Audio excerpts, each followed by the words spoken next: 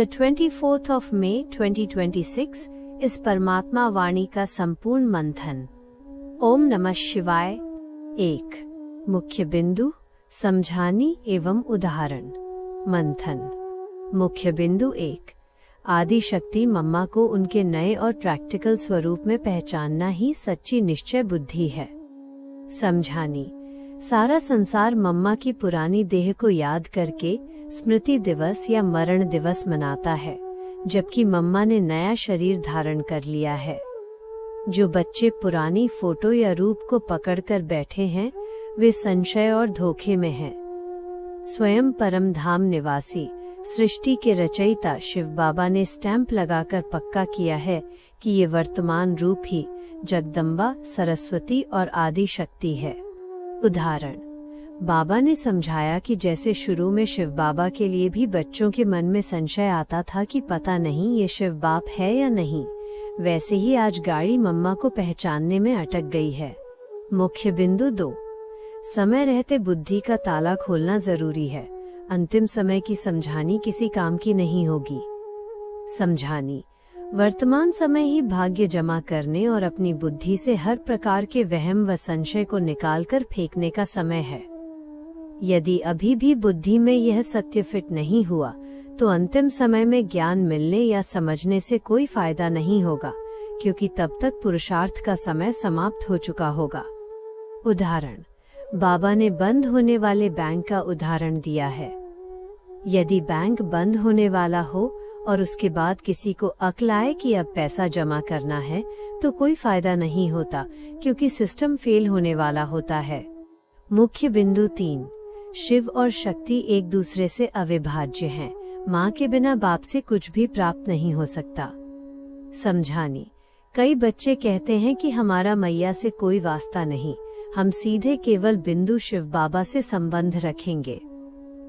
बाबा स्पष्ट करते हैं कि शिव को शक्तियों के आधार पर ही याद किया जाता है। यदि शिव को शक्ति से अलग कर दोगे तो बाप के पास कुछ नहीं बचेगा, क्योंकि सर्व शक्तियों के खजाने माँ शक्ति के पास ही हैं। उदाहरण। बाबा ने भक्ति मार्ग के एक बड़े भक्त का उदाहरण दिया है, जो कहता है कि मुझे पार्वती से कोई लेना देना नहीं, मैं बस आपकी, शिव की ही परिक्रमा करूंगा। बाबा कहते हैं कि शक्ति को अलग करके फिर ये डिमांड करना कि मेरी प्रॉब्लम ठीक कर दो, ये संभव नहीं है। मुख्य बिंदु 4. परमात्मा से मिलन और प्राप्ति का आधार साकार माध्यम रथ ही है। समझानी। बच्चों को देह के भान से ऊपर जरूर उठना है, लेकिन ये नहीं भूलना चाहिए कि बाप से मिलने का आधार ये रथ ही है। जो बच्चे कहते हैं कि हमें रथ से कोई मतलब नहीं, वे भूल जाते हैं कि बिना आधार के वे फिर परम धाम में ही मिल सकते हैं, सृष्टि पर नहीं। इसलिए देह में फंसना नहीं है, लेकिन माध्यम का अनादर भी नहीं करना है। उदाहरण।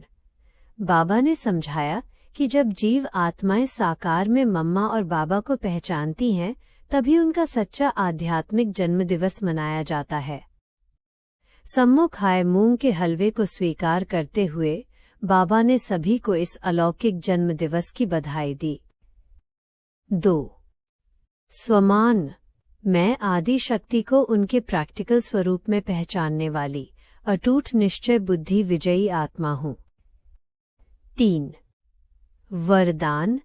कमल पुष्प समान भव। सदा कमल पुष्प समान प्रवृत्ति में रहते हुए हर कार्य को न्यारे होकर करो, यही बाप का प्यारा बनने की निशानी है। प्यारे की विशेषता है कि उसकी याद स्वतः रहती है, मेहनत नहीं करनी पड़ती। संकल्प रूपी नाखून भी माया हिला न सके, ऐसे अंगद समान पक्के बनकर सदा बाप के साथ कंबाइंड रहो। 4. कमेंट्री। योग अभ्यास। मैं एक शांत स्वरूप आत्मा हूँ। मस्तक के बीच चमकते हुए अपने दिव्य स्वरूप को देखें। मेरी बुद्धि का ताला खुल चुका है और मैं संपूर्ण निश्चय बुद्धि हूँ। सामने परम धाम निवासी शिव बाबा और प्रैक्टिकल रूप में आदि शक्ति मम्मा उपस्थित हैं।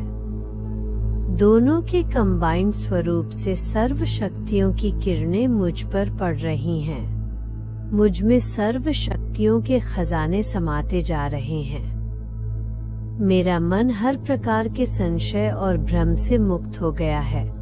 मैं कमल के फूल समान इस पुरानी दुनिया में रहते हुए भी न्यारा और बाबा का प्यारा हूँ। माया का कोई भी संकल्प मुझे हिला नहीं सकता। मैं अंगद समान अचल, अडोल और विजयी हूँ। ओम नमः शिवाय।